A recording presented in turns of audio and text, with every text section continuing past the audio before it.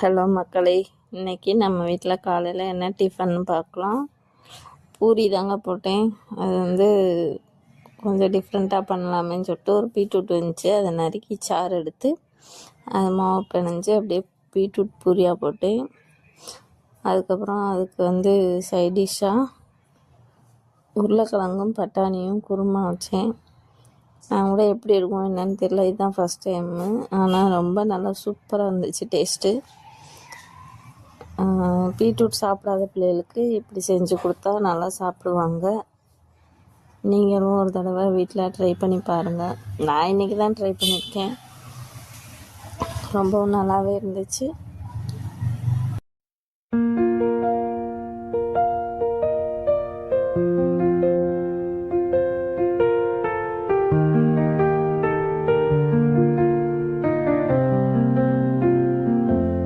Through the stillness, the clouds drift high.